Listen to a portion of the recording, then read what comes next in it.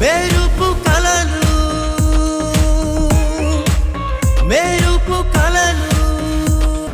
రామా రే వాసు, చూడండి, మిమ్మల్ని ఇద్దరిని అడుగుతున్నాను, నిజం చెప్పండి. ఇంకో గంటలో మీ జీవితాలు మారిపోబోతున్నాయి. తర్వాత మార్చుకుందామన్నా కుదరని పరిస్థితికి వెళ్ళిపోతారు. మీరెందుకు ఈ పెళ్లిళ్ళు చేసుకుంటున్నారో చెప్పండి.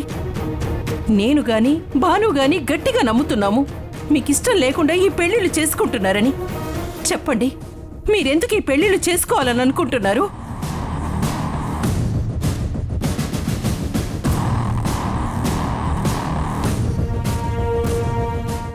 అవును, పెద్దవాళ్ళు మీ గురించి, మీ మనస్తత్వాల గురించి తెలిసిన వాళ్ళు. వాళ్ళకి ఇలాంటి అనుమానం వచ్చింది అంటే అందులో ఎంతో కొంత నిజం ఉండకుండా పోదు. ఇప్పటికైనా నిజమేంటో చెప్పండి. ఏదైనా ప్రాబ్లం ఉంటే మనం అందరం కలిసి దాన్ని ఎలా ఎదుర్కోవాలో అలా ఎదుర్కొందాం. ఏమని చెప్పను? ఇప్పుడు నేను ఈ పెళ్లి చేసుకోకపోతే ఒక అమాయకుడు అన్యాయంగా చనిపోతాడని చెప్పనా? అతడికి ఏమైనా అయితే సౌందర్య అక్క ఇంకెప్పటికీ మిస్ ఇండియా అవ్వకుండా తన జీవితం నాశనం అవుతుందని చెప్పనా? అలా జరిగితే ఇక అక్క ఎప్పటికీ పెళ్లి చేసుకోదు అని చెప్పనా? ఇలాంటి నిజం మీరు ఎలా తట్టుకుంటారు? నాకు చిన్న బాధ కలిగినా తట్టుకోలేని ఈయన ఈ విషయం తెలిసిన వెంటనే రాహుల్ని చంపేస్తాడు. వీటన్నింటికీ నేను కారణం కాకూడదంటే నేను రాహుల్ని పెళ్లి చేసుకోవడమే కరెక్ట్.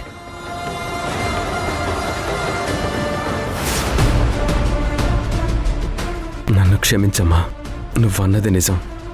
నేను ఏ రోజు నీ మాట కాదనలేదు. కానీ ఈ విషయంలో నీ మేనకోడలకు అన్యాయం జరగకూడదు. ఆ ప్రణయ్ గాడి దగ్గర తనకి సంబంధించిన ఎలాంటి ఫోటోలు ఉన్నాయో తెలీదు.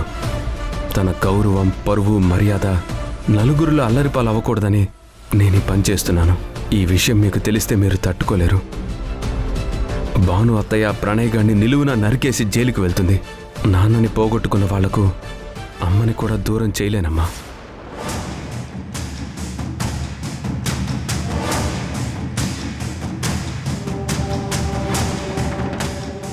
అడుగుతుంది కదా, చెప్పండి. మీరు ఈ పెళ్ళిళ్ళు ఇష్టం లేకుండా చేసుకుంటున్నారా? లేదు, మేము మనస్ఫూర్తిగా ఇష్టపడి ఈ పెళ్లి చేసుకుంటున్నాం.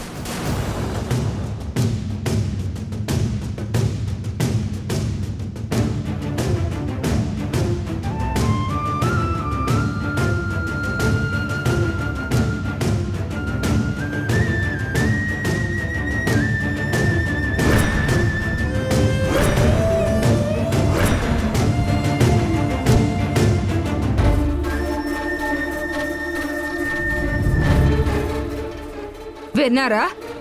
అందరూ విన్నారా? ఎప్పటికైనా అర్థమైందా?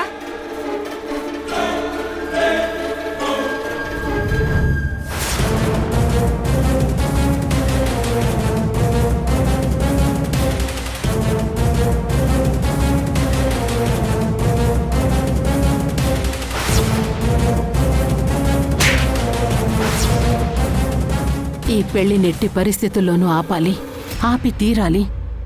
దానికేం చేయాలి? ఏం చేయాలి? మేవే అనవసరమైన అనుమానాలని, పిల్లలు ఎంత చక్కగా మేము ఇష్టపడి పెళ్లి చేసుకుంటారో అని చెప్తుంటే మీరు ఇలా గొడవలు పడుతూ పిచ్చివాళ్లలాగా మాట్లాడుతున్నారు.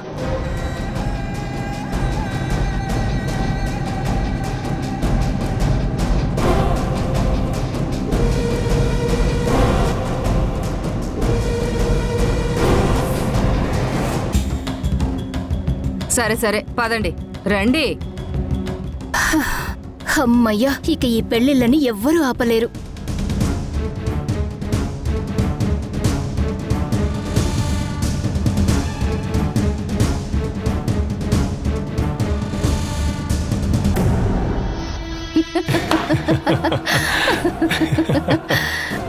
రాహుల్, మనం ఎదురు చూస్తున్న టైం వచ్చేసింది. ఇక ఈ పెళ్లిళ్ళని ఎవ్వరూ ఆపలేరు. మనం అనుకున్నది సాధించబోతున్నాం. మనం అనుకున్నది ఈ పెళ్లిళ్ళు చేసుకోవాలని కాదు నిత్య. ఈ పెళ్లిళ్ళ పేరుతో ఆ రెండు కుటుంబాల మీద పగ తీర్చుకోవాలని.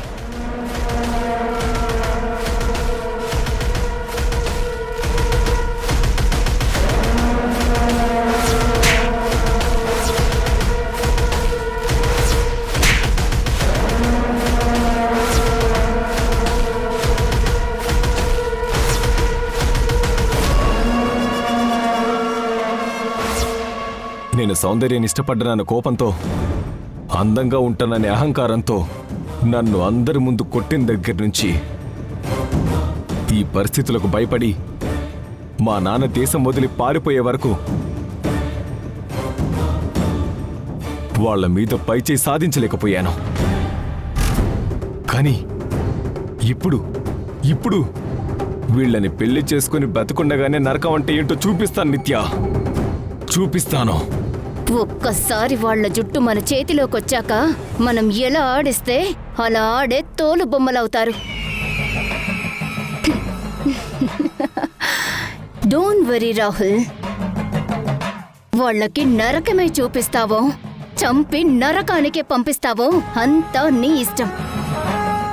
కానీ ఈ పెళ్లి అయ్యేంత వరకు మాత్రం జాగ్రత్తగా ఉండాలి మనం. ఇంత దూరం వచ్చాక ఏం జరగదు, అంతా మనం అనుకున్నట్టే జరుగుతుంది. ముందు ఆ ప్రణయ్ గాన్ని, ఆ ధర్మతేజ కొడుకుని జాగ్రత్తగా చూసుకోవాలి. అదంతా నేను చూసుకుంటాను. నువ్వు పెళ్లి తర్వాత వాళ్ళనేం చేయాలో ఆలోచించుకుంటూ చిల్లవ్వు.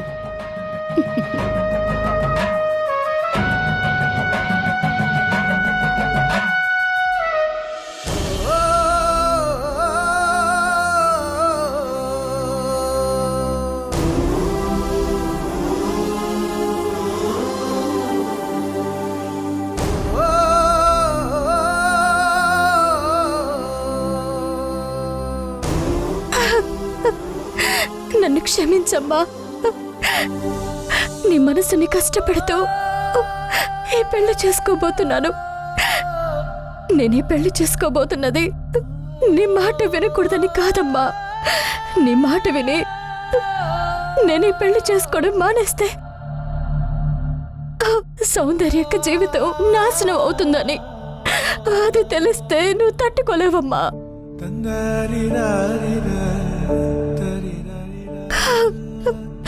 ఒక్కటి మాత్రం నిజమమ్మా,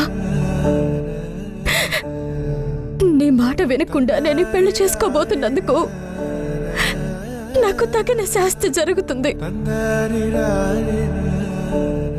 అప్పుడు నువ్వే అంటావు, నేనెంత చెప్పినా ఏది వినలేదు, మూర్ఖంగా పెళ్లి చేసుకుంది, ఇప్పుడు అనుభవిస్తుంది అని.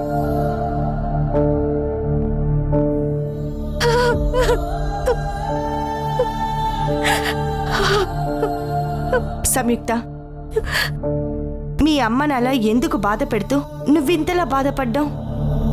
ఈ ఒక్కసారి తన మాట వింటే మీరిద్దరూ హ్యాపీగా ఉండొచ్చు కదా.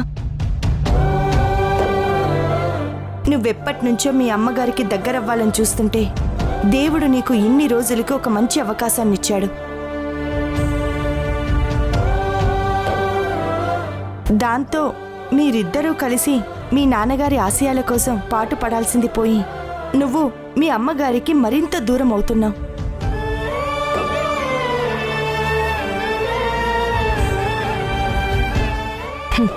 ఒక్కసారి ఆలోచించు సంయుక్త. నువ్వు రాహుల్ని పెళ్లి చేసుకోవడం వెనుక ఏదైనా సమస్య ఉంటే నాకు చెప్పు. మనం ఎవరికి తెలియకుండా దాన్ని పరిష్కరిద్దాం. అప్పుడు ఏ సమస్య ఉండదు కదా. ఒక్కసారి ఆలోచించు. లేదు మేడం, నాకెలాంటి సమస్య లేదు. నేను బాగానే ఉన్నాను. కానీ నన్నెవరూ అర్థం చేసుకోవడం లేదంతే.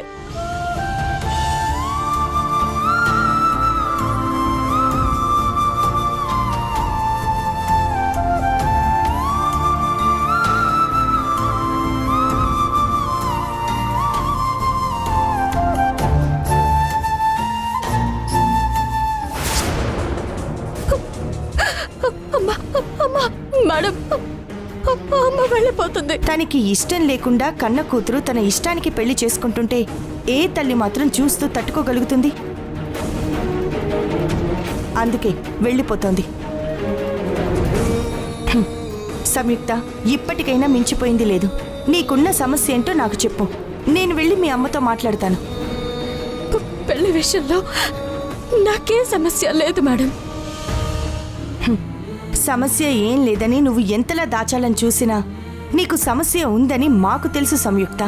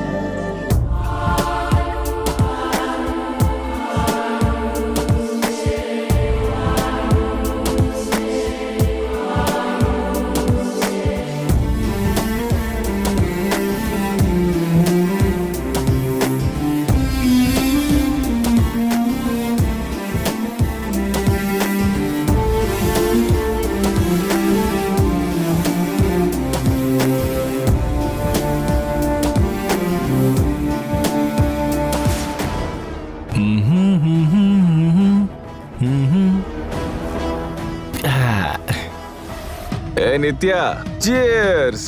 ఏంటి రాహుల్ ఇది? ఎక్కువ తాగి మన ప్లాన్ అంతా పాడు చేయకు. అయినా ఇప్పుడు ఇదంతా అవసరమా? అవసరమే నిత్య. మనం గెలవబోతున్న మూమెంట్ ని సెలబ్రేట్ చేసుకోకపోతే ఎలా? అందుకే ఇలా. నువ్వేం కంగారు పడొద్దు. నేను ఫుల్ బాటిల్ ఊదేసినా నేను తాగాను అని ఎవ్వరు గుర్తుపట్టరు.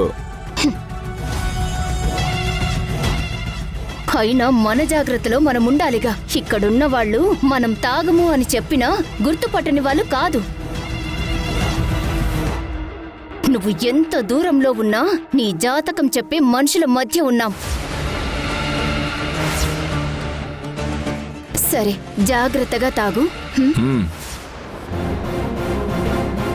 అయ్యో రాహుల్, రాహుల్, ఆ ముసల్ది ఇటువైపే వస్తుంది. నిన్నిలా చూసిందంటే గొడవ గొడవ చేస్తుంది.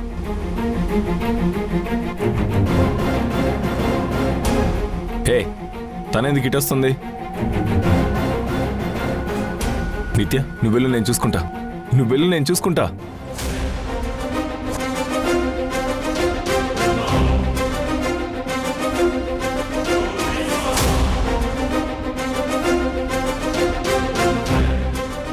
రే, ఏం చేస్తున్నావురా ఇక్కడ? ఆ? కనిపించట్లేదా? ఒరే ఒరే ఎదవా, పవిత్రమైన కళ్యాణ మంటపంలో నువ్వు చేస్తున్న పనేంట్రా? మందు తాగావా? అవును, మద్యపానం సేవించాను. అయితే ఏంటి? ఒరే పిచ్చి సన్నాసి, నీ పెంపకం ఏంట్రా ఎలా ఉంది? నువ్వు నీ ఇంట్లో పెరిగావా, ఎక్కడైనా కళ్ళు కాంపౌండ్లో పెరిగావా? ఛీ ఎదవా.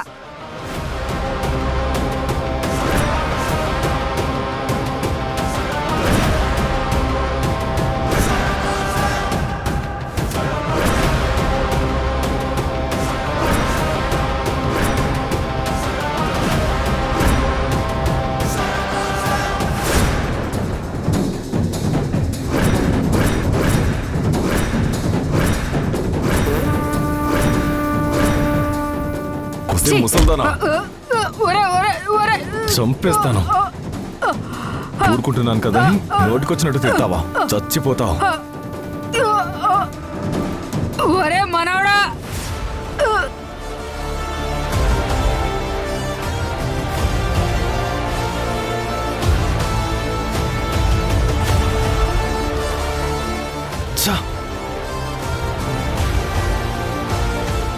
బామ్మా, నువ్విక్కడేం చేస్తున్నావు?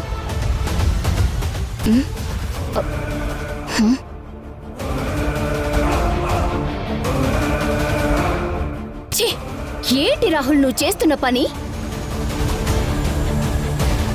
కళ్యాణ మండపంలో, అది ఇంకో గంటలో పెళ్లి పెట్టుకొని మందు తాగుతున్నావా? ఛీ! అలా బాగా గడ్డి పెట్టవే. ఇప్పుడే ఈ విషయం నేను వాసుకు చెప్తాను. సంయుక్త వాళ్ళంటే నాకు నచ్చకపోయినా ఇలాంటి వాడిని పెళ్లి చేసుకుని తనేం బాగుపడుతుంది?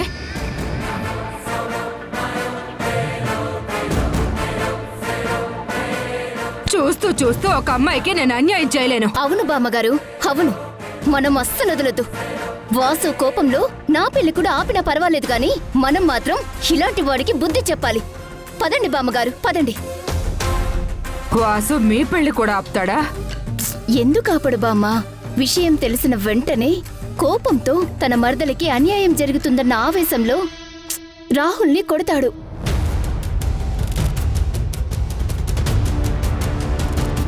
అప్పుడు రాహుల్ ఊరుకుంటాడా? రాహుల్ కూడా వాసు మీద తిరగబడతాడు. అప్పుడు చాలా పెద్ద గొడవ అవుతుంది. ఇంతలో పోలీసులు వస్తారు, కేసులవుతాయి, పెళ్లిళ్ళు ఆగిపోతాయి. కొన్నిసార్లు ఎవరో ఒకరు ఆ గొడవలో అబ్బా, నేను నా నోటితో చెప్పలేను బామ్మా. సరే బామ్మా, పదండి, మనం వాసుకి చెప్పి ఇతని సంగతి తేలుద్దాం. వద్దొద్దు, ఈ విషయం ఎవరికి చెప్పొద్దు. కానీ బామ్మ, ఒక ఆడపిల్లకి అన్యాయం జరుగుతుంటే ఎలా చూస్తూ ఊరుకుంటాను? ఊరుకోవాలి, లేదంటే నీకు అన్యాయం జరిగిపోతుంది కదా. నువ్వు ఒక అమాయకురాలైన ఆడపిల్లవు కదా. సరే బామ్మ, నీ ఇష్టం. ఆ, పదండి మనం వెళ్దాం. హా. ఇలాంటి మనిషి దగ్గర ఉంటే మనకే అవమానం. ఆ. పదండి.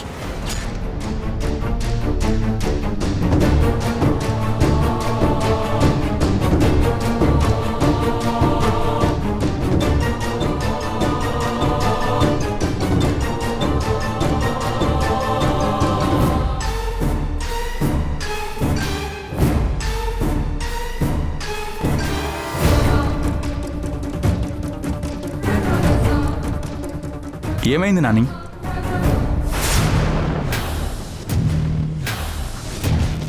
ఏమన్నా ప్రాబ్లమా? వాసు, అది ఏం జరిగిందంటే అబ్బే ఏమీ లేదురా.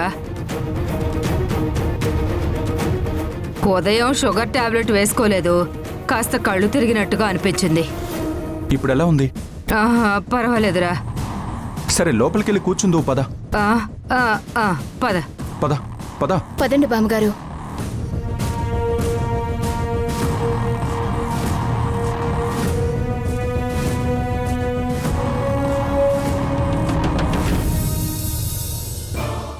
హలో, ఎవరు? హలో మేడం, నేను. మీరు వెతుకుతున్న మనిషి కనిపించారు మేడం. హలో హలో, ఎవరు? హలో వినిపించట్లేదు. మేడం, వినిపిస్తుందా? ఇటువు. ఎవరు ఫోన్లో? ఏమో అమ్మ, తెలీదు. సరిగ్గా వినిపించట్లేదు. మీరేదో కనిపెడుతున్నారంట కదా, దానికోసం ఏదో చెప్తున్నారు, కానీ వినిపించట్లేదు. హలో హలో పూజా మేడం. హలో హలో హలో, ఇక్కడ సిగ్నల్ లేదు, ఒక్క నిమిషం. వాసు. హలో మేడం, నేను. మీరు వెతుకుతున్న మనిషిని కనిపెట్టాను. గుడ్. అక్కడి నుండి లిఫ్ట్ చేయండి. కానీ ఇక్కడ చాలా మంది ఉన్నారు మేడం. ఒక నిమిషం ఇలా ఇవ్వండి మేడం. హలో, మీరు ఒక పని చేయండి, నేను ఇంకా కొంతమందిని పంపిస్తాను, వాళ్ళు చూసుకుంటారు. మీరు లొకేషన్ షేర్ చేసి మిగతా వాళ్ళు వచ్చేంత వరకు మీరు జాగ్రత్తగా ఉండండి. అలాగే సార్. ఎవరిని పంపిస్తున్నావు వాసు? ఎలాంటి పరిస్థితుల్లోనైనా బెదరకుండా మొండిగా పనిచేసే మన జర్నలిస్ట్ సోదరులు.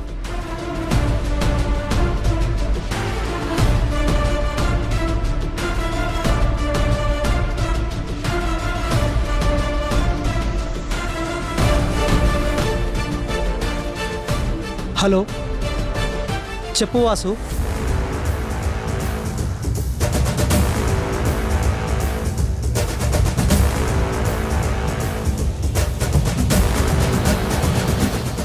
సరే వాసు, అలాగే.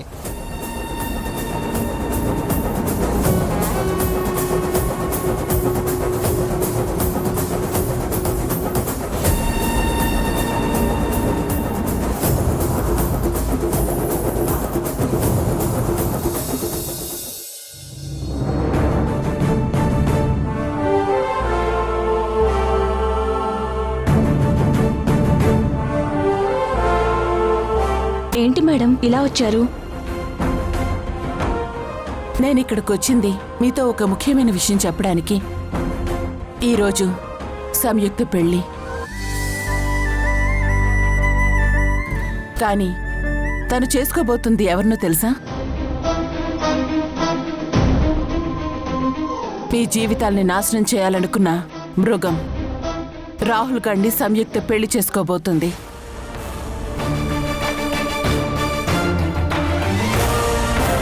అదేంటి మేడం, సంయుక్త అక్క వాడినెందుకు పెళ్లి చేసుకుంటోంది? అది నాకు తెలీదు. అసలేం జరిగింది మేడం?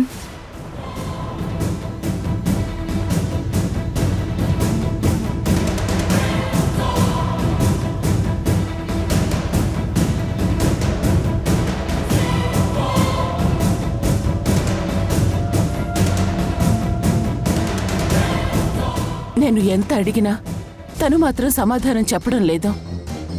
మిమ్మల్ని వాడి నుంచి కాపాడిన సంయుక్తని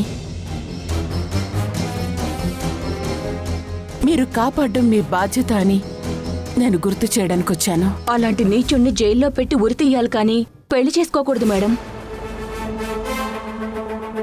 సంయుక్తక్కని కాపాడుకోవడానికి మేం ప్రాణాలిమ్మన్నా ఇస్తాం. ఏం చేయాలో చెప్పండి మేడం. ప్రాణాలక్కర్లేదు, ఒక కంప్లైంట్ ఇస్తే చాలు, మిగతావి పోలీసులు చూసుకుంటారు. పదండి మేడం, ఇప్పుడే పోలీస్ స్టేషన్కి వెళ్ళి కంప్లైంట్ ఇద్దాం. అవసరం లేదు. మా బాబాయ్ ఏరియా ఎస్ఐ. మనకింత అన్యాయం చేసిన వాడు బయటికొచ్చాడని బాధపడుతూ ఉంటాడు. సంయుక్తక్క చేసిన పోరాటానికి విలువ లేకుండా పోయిందని ఎంతో ఫీల్ అవుతాడు. తననే ఇక్కడికి పిలుస్తాను. మనమందరం ఒక మాట మీద నిలబడితే మిగతాదంతా మా బాబాయ్ చూసుకుంటాడు.